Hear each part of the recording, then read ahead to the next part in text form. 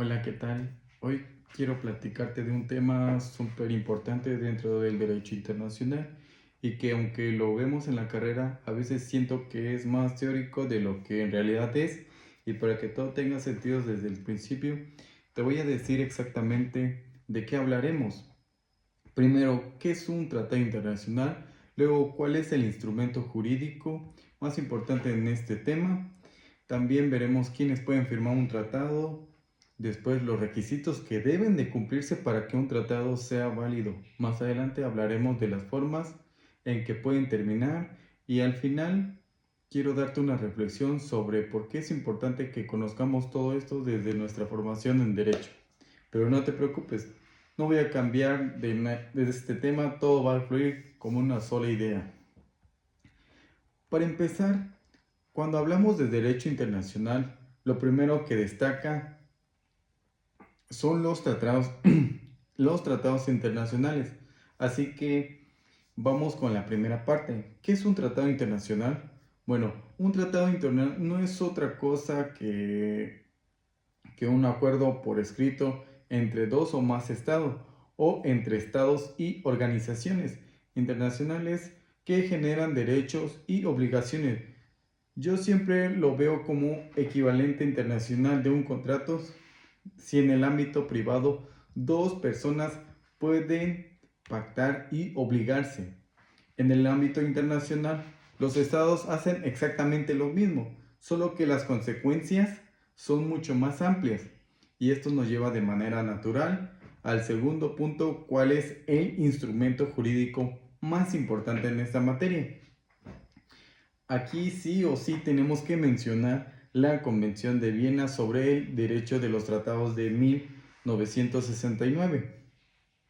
Esta convención funciona como la constitución de los tratados, establece cómo se crean, cómo se interpretan, cuándo son válidos y cómo terminan.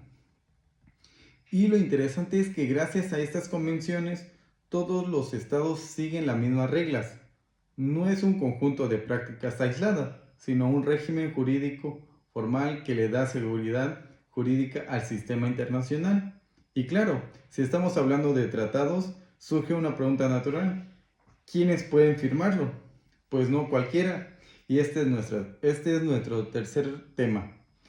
Solo ciertas autoridades pueden hacer el nombre del Estado, el jefe de Estado, el jefe de gobierno, el ministro de las Relaciones Exteriores o cualquier otra persona que haya recibido plenos poderes para desempeñar esta función.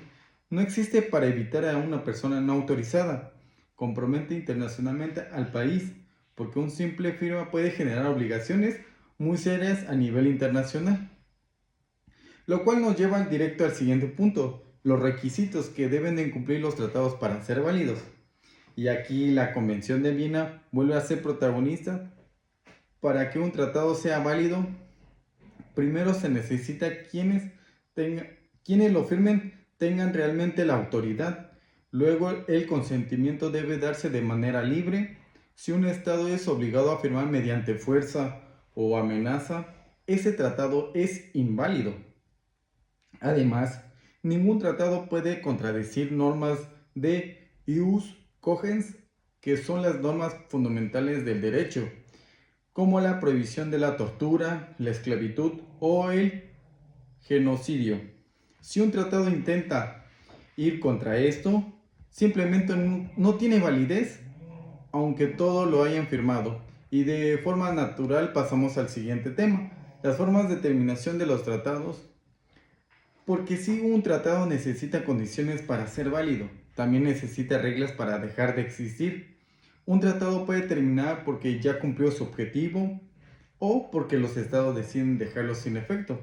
También puede finalizar cuando un país decide denunciarlo conforme al procedimiento previsto en el mismo tratado. Otra forma es la violación grave por alguna de las partes o un cambio fundamental en las circunstancias que hicieron posibles al acuerdo. Incluso cuando se vuelve materialmente imposible cumplirlo, el tratado puede extinguirse.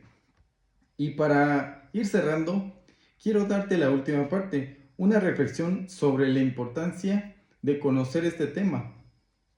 Como estudiante, a veces vemos los tratados internacionales como algo demasiado lejano o como documentos firmados en algún lugar del mundo que quizás no afecten, pero la verdad es que sí nos afectan y mucho. Los derechos humanos que estudiamos, los acuerdos comerciales que influyen en la economía, la protección del medio ambiente, la cooperación entre países. Casi todo funciona gracias a tratados internacionales. Entender cómo se crean, cómo se aplican y cómo terminan no solo se hacen mejores juristas, sino que nos ayuda a comprender cómo funciona el orden jurídico global, y eso, para quienes estamos actualmente en la carrera de Derecho, es fundamental. Pues sería todo de mi parte. Muchas gracias.